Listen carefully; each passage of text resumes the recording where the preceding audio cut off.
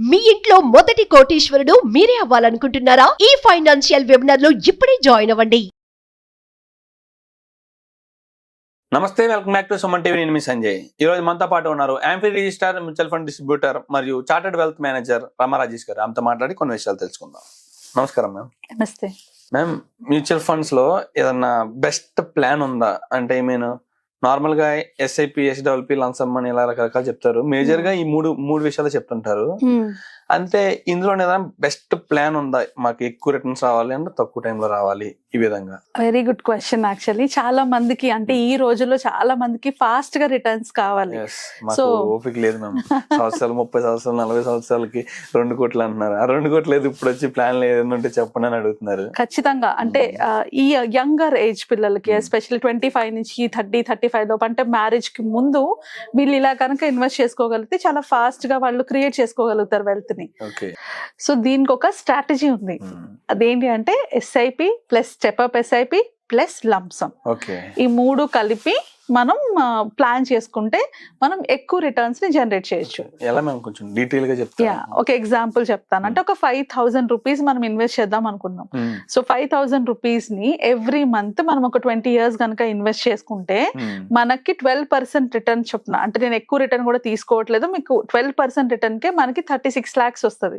ఇది normal SIP చేసినప్పుడు.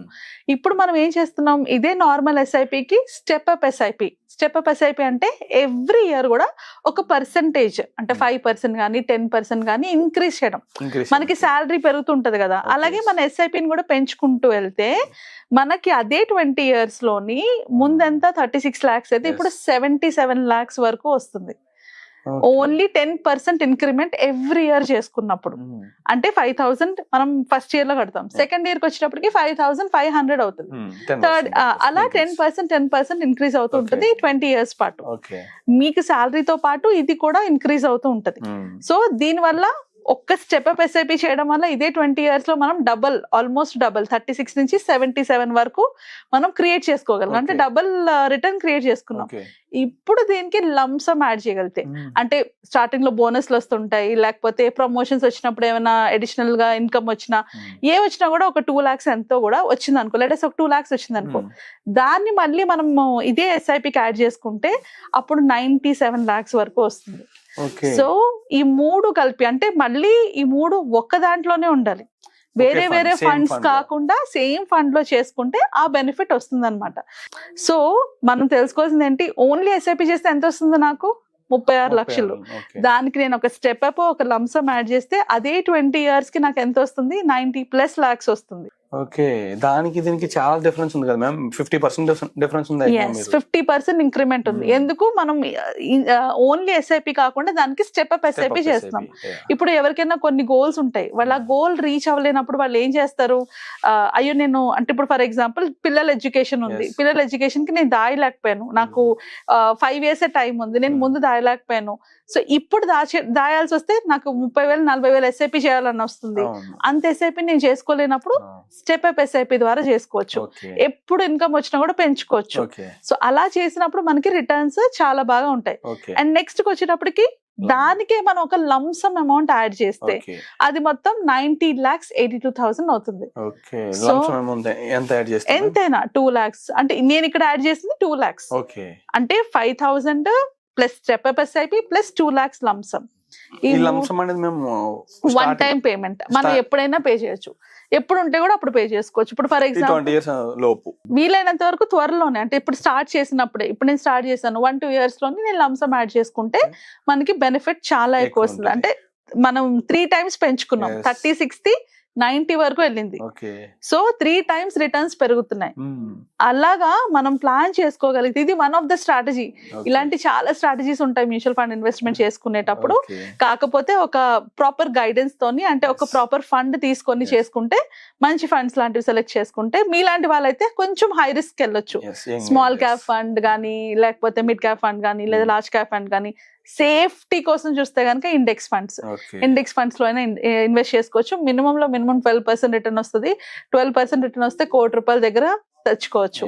So ఈ 3 కలిపి ఒక బెస్ట్ స్ట్రాటజీ యంగ్స్టర్స్ కి అడిగితే. ఓకే, బాగుంది స్ట్రాటజీ కూడా మీరు చెప్పింది. అంటే రిస్క్ విషయంలో చూసుకుంటే మన ఇన్వెస్ట్మెంట్ కి ఏమి రిస్క్ ఉండదు కదా మ్యామ్ ఇందులో. మనం ఎప్పుడైతే 14 years 12 years మనం వెయిట్ చేస్తున్నామో 20 years వెయిట్ చేస్తున్నామో మనం పెట్టిన ఇన్వెస్ట్మెంట్ కి ఎలాంటి రిస్క్ ఉండదు. ఓకే, స్టాక్ మార్కెట్ ఎప్పుడైనా 20 years బ్యాక్ కి ఇప్పటికి ఎంత చేంజ్ ఉంది, అవునా కదా? ఎప్పుడైనా 20 years బ్యాక్ వెళ్ళిపోతుందా? నో. సేమ్ థింగ్ ఇప్పుడు మనం ఇన్వెస్ట్ చేసేది, ఇప్పుడు నేను చెప్పిన స్ట్రాటజీ మీరు స్మాల్ క్యాప్ ఫండ్ కానీ మిడ్ క్యాప్ ఫండ్ కానీ లార్జ్ క్యాప్ ఫండ్ కానీ పెడితే అవి స్టాక్ మార్కెటే కదా. సో 20 years బ్యాక్ అది ఎప్పుడు పడిపోదు. సో మీకు ఎప్పుడు కూడా లాంగ్ రన్ లో, అంటే మేము రీసెర్చ్ చేసినప్పుడు కూడా more than 10 years ఎలాంటి మ్యూచువల్ ఫండ్ లో ఉన్నా కూడా మనకి మన క్యాపిటల్ కి జీరో రిస్క్, అసలు జీరో రిస్క్ అది. ఇన్ఫాక్ట్ ఇంకా 10 years అబౌవ్ ఉంటే మనకి ఫిక్స్డ్ డిపాజిట్ కన్నా ఎక్కువ రిటర్న్ వస్తుంది. సో అంటే worst of the worst mutual fund కూడా మనకి 9 to 10% రిటర్న్స్ ఇస్తున్నాయి. అది వర్స్ట్ పర్ఫార్మింగ్ మ్యూచువల్ ఫండ్ అయినా కూడా. సో అలాంటప్పుడు మనం 10 years పీరియడ్ ఉంచుకున్నప్పుడు ఈ ప్రాసెస్ లో చేసుకుంటే ఫాస్ట్ గా మనం ఎక్కువ రిటర్న్స్ చేసుకోవాలి. అంటే 3 times రిటర్న్స్ మనం పెట్టిన 5,000తోనే వస్తుంది. ఇదే 5,000తోని నేను ₹1,00,00,000 సంపాదించాలంటే నేను అట్లీస్ట్ 40 years వెయిట్ చేయాలి నార్మల్ SIP అయితే.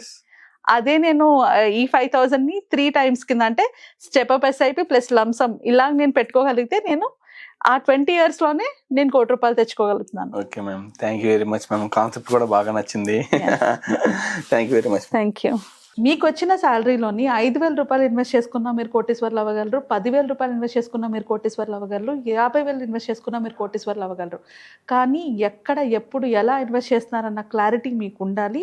At the same time investment risks ఏంటి, మీ రిస్క్ అపెటైట్ ఏంటి, ఎందులో ఇన్వెస్ట్ చేస్తే మీకు మనీ ఎక్కువ వస్తుంది, ETFs, gold, mutual funds, real estates, ఇన్ని ఆప్షన్స్లోని రైట్ ఆప్షన్ మీకేంటి అన్నవి తెలుసుకోవాలంటే మీ ఫైనాన్షియల్ ప్లానింగ్ మీరే చేసుకోవాలి.